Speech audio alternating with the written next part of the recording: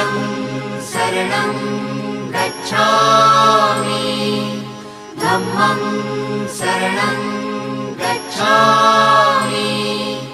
संघं शरणं गच्छामि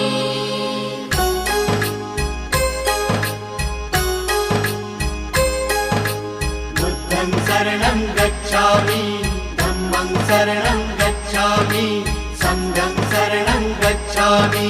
त्यागमूर्ती तू शांत चित्त तू योग रूप संसारी दया प्रेम अन मानवतेचे प्रतीक तुझी ईश्वरी